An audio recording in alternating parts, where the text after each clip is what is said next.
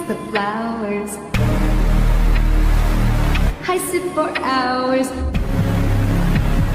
telling all the bluebirds, the billy bluebirds, pretty little baby, I'm so in love with you. Okay, welcome back to another episode of Sports Chat with Sid. We're at episode 9. Let's just get it started. We got not only Formula One, not only do we got NBA, we got WNBA, and we got the French Open, the Roland Garros. So yeah, we're gonna go through it all. We're going through everything today. We're gonna start off with F1, going to the NBA, WNBA, then tennis. So I'll try to put the chapters in so you can follow along and keep up with what sport you want to keep up with. Welcome to your intro to all things sports. Anywho, let's get into Formula One. Spanish Grand Prix, Barcelona. Barcelona, at first, I thought it was going to be boring, but there is a lot of conversations happening around. Quali was mid. I'll just start there. Oscar Lando kind of took first and second. Max was third. No surprises, honestly. Hamilton outqualifies Leclerc. That was slightly surprising, not going to lie. Then comes to find out Leclerc saves his soft tires for the race. Makes sense. Then Yuki is out in Q1. Very disappointing for Red Bull, but that Red Bull seat has always been cursed since day one, so we're not surprised. And now I'm going to get into some conversations while we're doing recaps, but just to try a different type of format. But a lot of people were talking about Isaac Hadjar, who's a new rookie, who's in the sister Red Bull, the Racing Bulls, in their seat. He's basically been out qualifying not only Liam Lawson, who was in the Red Bull seat prior, but Yuki Tsunoda as well. Like, he's been out qualifying both of them. And now they're like, oh, is Red Bull going to replace Yuki with Isaac? Like, when is that switch going to happen? I hope it doesn't. I actually hope it never does. I hope Isaac gets picked out by somebody else because that second Red Bull seat is cursed. Everybody that's been in it is like, bro, that car is impossible to drive. Max is an outlier. He's a great driver in a shit car. That is like literally what's happening here. Because even he says like he does not like the car, and it's tuned so finely to like the sharpness of him that he's like learned how to drive it over time. And even now he says it's not a good car. Like, the car is not good. The second driver always gets the shit end of the stick. And it's Isaac's first year. Let him breathe a little bit. Like, let him rock. Let him get comfortable. Let him go through his rookie year in the Racing Bull, learning the ropes. Please do not put him in that Red Bull car. I don't even want him in that Red Bull car next year, honestly. But don't put him in that Red Bull car now. It was too soon. Like, you tried it. You already did the switch around. Like, you don't need to be switching drivers in and out. The car is trash, not your driver. Like, look at yourself. Like, don't look at somebody else. Please. That was my spiel for Red Bull, because it doesn't make sense that you keep switching out drivers left and right when it's clearly the car. Like, this has happened so many times before now. We know it's the car, guys. Like, please stop. Anywho, let's actually get to the race now. So the race start was interesting and the race finish was interesting. So I'll get to those 2 points. The middle, it was okay. It was, again, a lot of strategy calls, 2 stop, 3 stops. What's going to be the best tire? Again, Pirelli with these soft tires, just being weird, doing weird stuff. Like, the mediums were better than the softs, but then people were using the softs and doing a 3 stop because you could just get more wear out of them. It was a whole mess. So first, Mercedes slips to the back. They were in like 5th and 6th or something like that. They lost like 2 places. Lando lost a place to Max. Are we surprised? No, not really. We're not surprised about that. Lando always gets squarely around Max, which makes sense because we'll talk about that later, why Lando always gets squarely around Max. But every time there's a fighting chance, Max is going to be ahead of Lando. It's honestly inevitable at this point. Then towards the end, we have a safety car due to another Mercedes engine failure. Now, this is an actual Mercedes. Like, the Antonelli, his engine failed. Kaput's got a safety car. This has like been the 3rd week. Like, each week we've had an engine failure from a Mercedes engine. Like, it's been either a Mercedes engine themselves, like in Monaco during the qualifying, it was George's engine failed. Then last week it was Fernando's engine, who's a Mercedes customer, failed. Now it's another regular Mercedes engine, and Antonelli failed. What is happening with their Mercedes? And they had the big boss, not Toto Wolff, but like his boss. He was in the garage this week, probably trying to check out and figure out why the hell are their engines failing every 5 seconds, because it's not looking good for Mercedes if they keep losing out on points like this. They're slipping back. They're slipping behind Ferrari, which I like Ferrari, so it's no problem to me. But it's not looking good for their team, especially all their customer teams. You're gonna lose your customers if your engines keep failing for yourselves. So that's been a little bit of an issue, and they are still trying to figure out why they keep failing. And it's weird because it's the end of the regulation, so you would think you'd have the most optimized, best engines you have, because next year it's going to be a whole new engine system because it's a whole new car and whole new regulations. So we'll see if they're going to put money towards trying to fix this year's engine, or if they're just going to let it rock and basically take the L for this year and then just work on next year's engine to make sure it does not do the same thing that's happening this year. Next, we got Max. So because of that safety car, that's when shit hit the fan. So they had the safety car. Usually under safety car, it's best to pit your drivers, get new tires, especially towards the end. You get new softs and you can kind of like sprint to the finish, right? Max was already on, I think he was on mediums or hard, something like that. And so they were saying he was trying to stay out. He was actually gonna stay out and just like be in the front because Lando pitted and Oscar pitted, so they were behind him because of that safety car and pitting. They were gonna get fresh tires and probably catch him, but they took the chance and they pitted. Max was gonna stay out. His team was like, "No, not pit because everyone else is pitting. You're gonna cover off them and make sure that like you don't slip too far behind if your tires are too worn down." They're like, "All right, cool." He pits, but then they put him on hard tires because that's the only tire allocation they had left. And Max came out the garage and was like, "Why the hell am I on hards? We have 7 laps to go. This like my hards will not even be warmed up by the time this race ends. Like, what are we doing here?" So that's literally what happens. He just gets all mad and pissy that he was on hards, and it was downhill from there. So then Charles passed him. Charles ran a great race. He had a great strategy. He ended up passing like Lewis in the beginning, so he ran a really good race. So he passed Max for third after the safety car was done, and then him and Russell got into a little tiff. Max, can you let Russell through, please? Let Russell through. What? I was ahead. I advise us to let through. Wait, I was ahead. It's just right off the road. But that's the rules. Oh, contact! Max Verstappen into the side of George Russell. We were hearing the advice not taken. And Max Verstappen and George Russell come to blows in the final stages of the Spanish Grand Prix. So essentially, Russell was also catching him. I think they had a little bit of a battle at some point, and then Max went off the road and came back on. And so the Red Bull team, instead of like letting the FIA decide like, oh, give the place back, the Red Bull team was like, yo, Max, just give the place back and then you can race him after. So it looks like he was slowing down like a lot to get George the place back. George goes around him, Max runs into him. Like legitimately just runs him off the road. Oh my god, talk about lashes out with unnecessary anger and borderline violence. Whenever anything is not going his way, he lashes out with unnecessary anger and borderline violence. Like, now you know why Lando gets so squirrely around Max. This man will run you off the road the first chance he gets. Like, which is why I always say, I think Max is hilarious. Outside of the track, he seems so funny.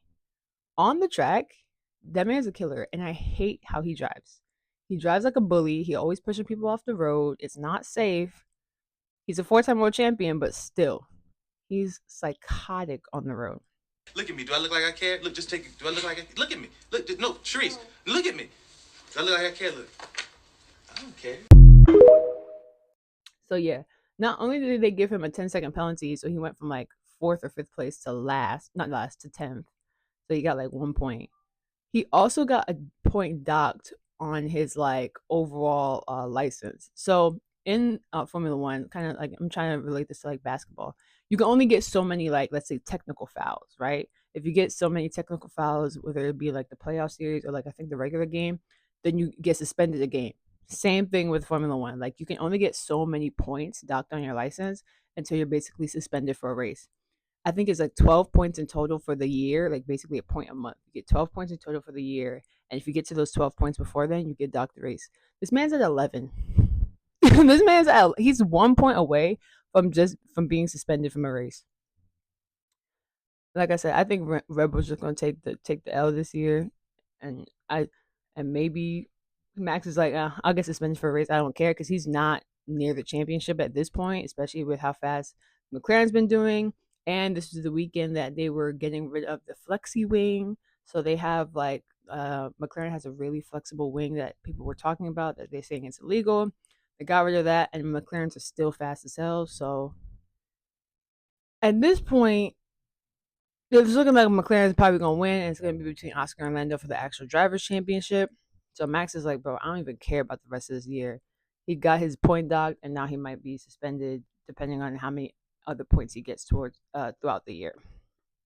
So yeah, that was kind of the interesting part of like that last 10 minutes. Also, let's talk about it. I don't want to talk about it because it goes against my fave Lewis. He got passed, and I'm gonna tell y'all this right now. He got passed by a Sauber, and if you don't know, Saubers are, or at least were from last year, the worst car in the grid. Right now, they're still in that bottom tier, like in the mix with Alpine and Aston Martin and all them. But they're not good. They're not like a clear midfield team. They're not a top tier team. They are literally bottom tier team. He got passed in a red Ferrari by a Sauber. Now, Nico Hulkenberg is a good driver, so I'm not even going to be like, oh, he got passed by a bad driver, because like I'm not gonna say it. Nico Hulkenberg's been driving for a while. He's just in a shit car, but he's like a pretty good driver. But to get passed by a Sauber, I was like, when I saw that, I was like, there has to be something wrong with the car. There has to be. Like, I don't want to believe it's my driver. I don't want to believe that my driver is being passed by this shit car. So I'm just gonna believe that the car has to be shit.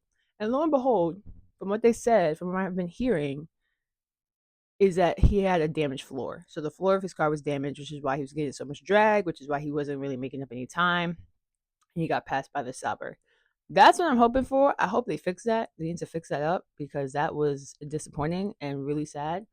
And I never want to see that shit again in my life. A red car, no top tier car should be looking at the back of a Haas, a Sauber, a goddamn Aston Martin. Williams would be up there sometimes, so I'm not even gonna say Williams. Alpine, unless it's in the rain, because they shocked us last year. Those top tier cars, Lewis, Ferraris, like Mercedes, y'all should not be looking at the back of those type of cars. I don't want to see that again.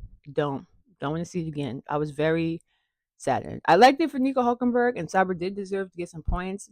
On that end, it's cool, but like, guys, come on, let's be fucking for real. They working with like half of the budget y'all working with. What are we doing here?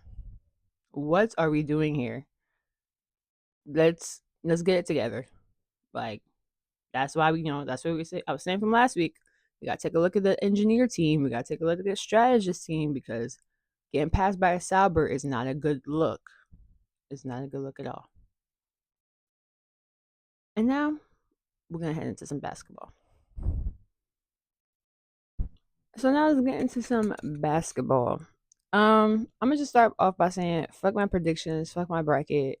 Like, people ask me all the time. People be like, yo, Sid, you talk about sports. Why don't you gamble? Why don't you gamble? FanDuel, DraftKings, blah, blah, blah, blah.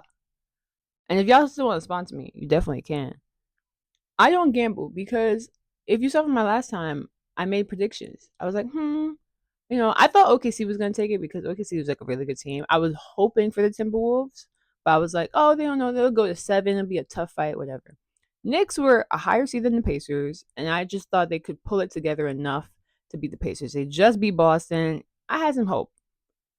They both lost. Both of them. Both of my hopes and dreams, my predictions, all of it lost.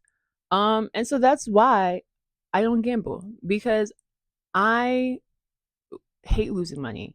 And I feel like with the luck I've had so far, I would have lost all my money. And so, yeah, that's literally what I came here to talk about. The games, I thought they were going to be more tough, more fought out. The Indiana Pacers and Knicks one was after like The Pacers won the first 2 games, which already enough wasn't a good look. It came back. I told you, like being the underdog, they won the 3rd game. Cool. Pacers still won the 4th, and they came back to the Garden. And the Knicks took everything in their power and got that 5th game. So now we going to game 6. In game 6 in Indiana, they just couldn't pull it together enough. They just couldn't get the team together enough. They were all over the place. Cat and Jalen Brunson and them fouls, them stupid ass fouls. They had like 3 fouls in the first half. And it was really messing up not only the team play, but then like Tom Thibodeau wasn't going to the bench enough. So like it was just not good. Wasn't a good cohesive game. It wasn't making the shots as they should have. It was not looking good for the Knicks, and they ended up getting beat by the Pacers, which we have history with the Pacers. So it was disappointing in and of itself. I'm not mad at Halliburton. Halliburton is a great player, so I'm not even going. He did one game. He had like a triple double with no turnovers, which has never been done before. Great, like he up there. He's a great player, but I'm just sorely disappointed in my Knicks. And I guess so is the team and the organization because they fired the coach. They fired Tim Thibodeau.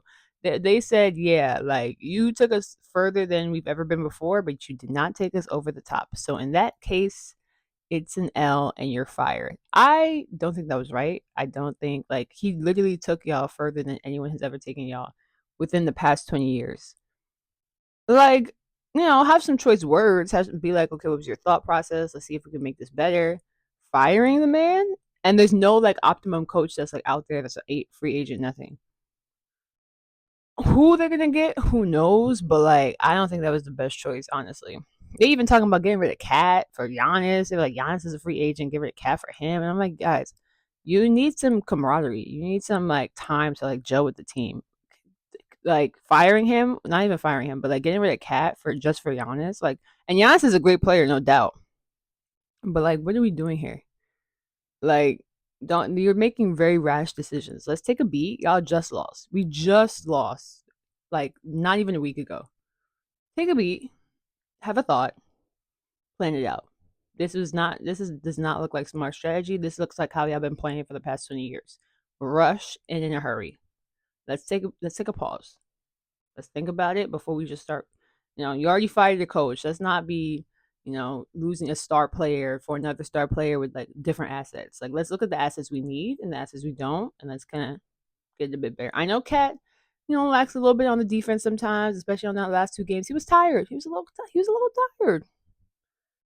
It's not good to be a little tired in the playoffs because you trying to win, but he was trying to make his threes on the offense side, and he wasn't getting back on defense as quickly. Can Giannis make up for that? That's a good question.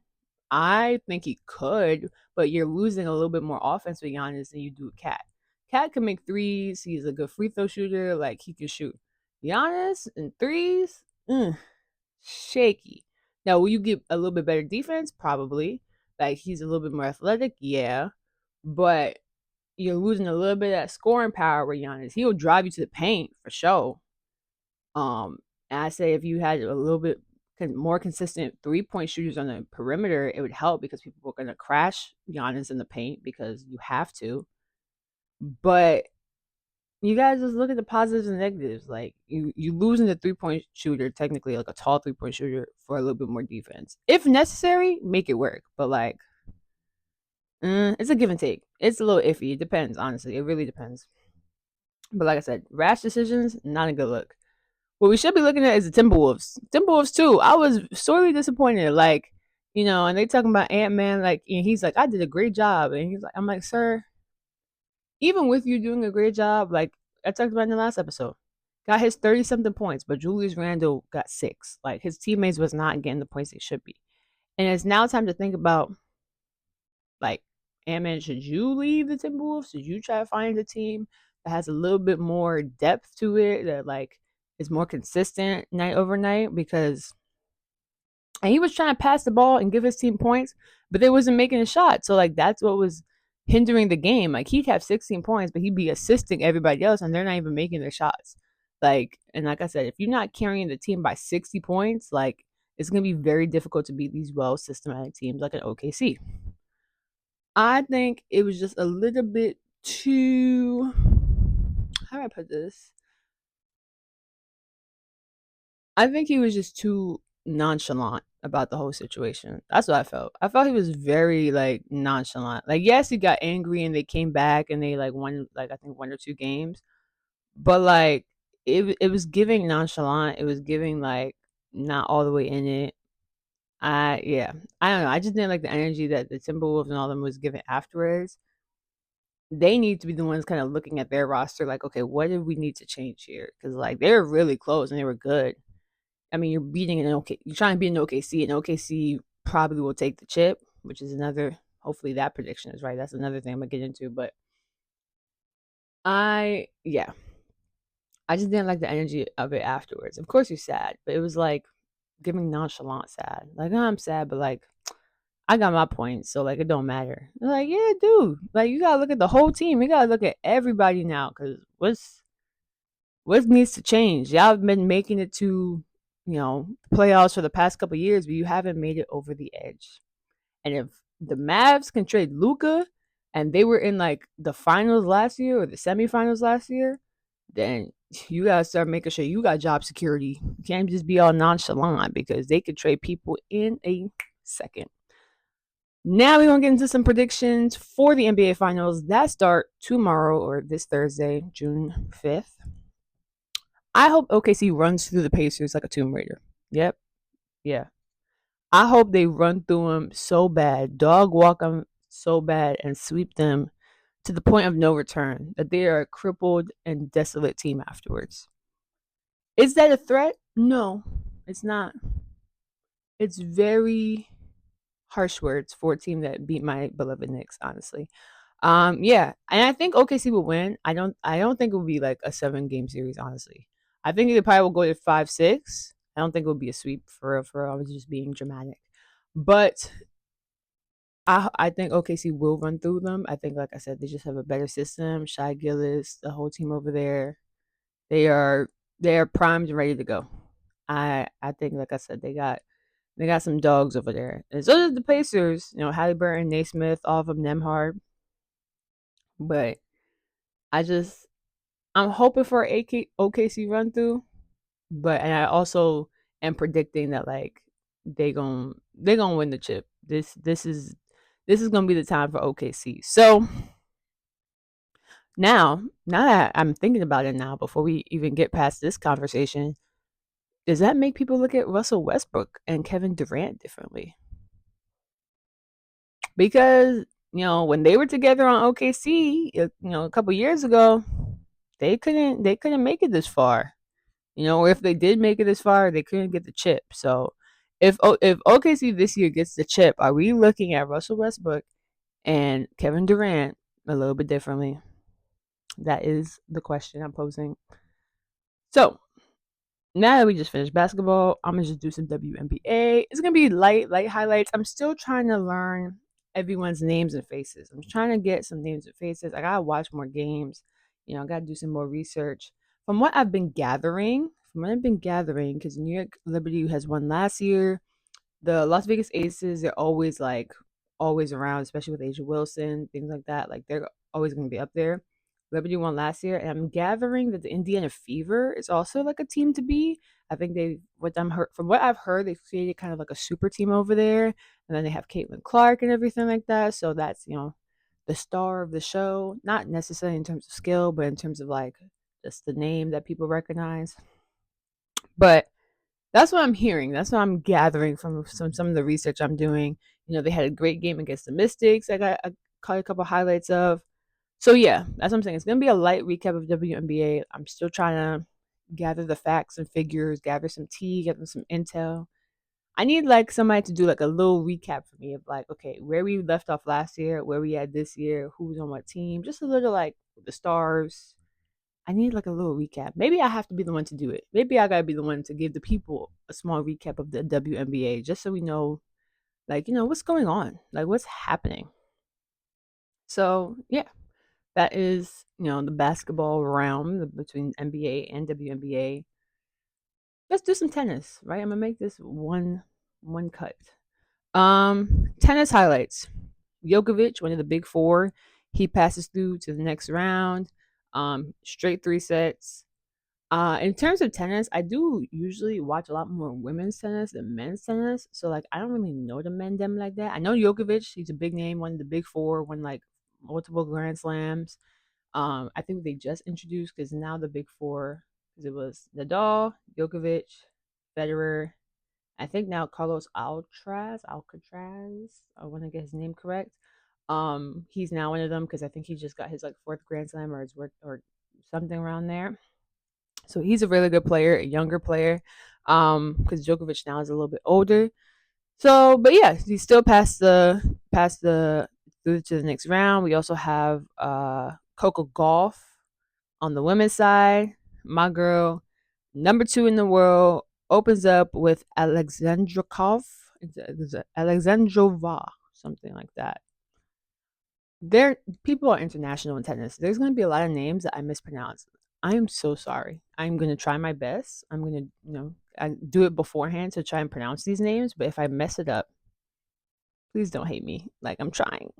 Um, but yeah, Coco washed her in that first set, like 0-6. Like it was bad. But then the next 2 sets, they was tied. The next 2 sets was close. Like when I tell you they had to do a tiebreaker game, it was like 7-8. Like those next 2 sets was so close. I said, Coco, what are you doing? Don't slip up now. You almost there. You don't gotta be moving like that.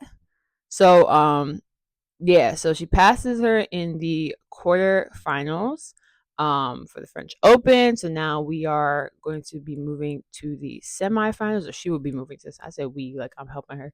She will be moving to the semifinals.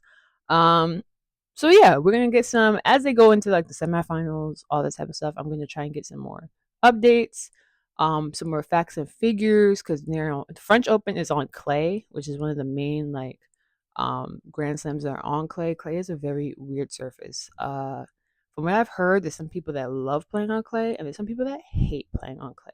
Also, we have a little bit of tea because so in these Grand Slams they have like the night games, right? The night games are supposed to be the most popular ones. Blase blase, the biggest stadiums are played at night. When you have the US Open, they usually do the Arthur Ashe Stadium, is night games. Like that's what attracts the crowds, right? There's a little bit of tea because they said that the president of the French Open, they don't be doing women tournaments on the night games, meaning like there's no women's single matches that goes to the night games. Very interesting, very like eyebrow raising, like what is y'all doing over there? Yeah, so that was a point of conversation while I was watching. Like some of the announcers were like, yeah, to note, there's never been a women's single game. And from what I heard, the president said that like it's because the women's games don't last as long, so the men have to do the best 3 out of 5. Women have to do the best 2 out of 3. Um, and so because of that, they like because of that, they have to do the men's games because it's a longer tournament. They have like basically 2 hours, and they want to use up all the time for that main night match. But then people were like, bro, why don't you just do a women's singles and then you have like a backup game if the women's singles goes too short? Because there's sometimes where the women's singles can go long. But like there's other times where like it's like can be a super quick match. Like literally if it's best 2 out of 3 and somebody gets washed, it could literally be like a 45 minute to an hour match. So they're like, what if you just have a backup game? So they're trying to figure out like ways as to making sure that women can get the spotlight and they can play in the main night games because why not? So yeah, that's basically what's been going on over there in the tennis world, at least for now. Like I said, I'll try to catch you up on some of the things about playing in clay, do some more research on that, covering like any of the Grand Slams coming up because after this you have I know the US Open is in like September, like around Labor Day, I think is the US Open. I forget when Wimbledon is because Wimbledon's like the specialty London one. Everyone got to wear all white. Like it's a whole history behind that one. But yeah, so that's basically the episode and the catch up for today for these sports. I will catch y'all later. As the flowers, I sit for hours.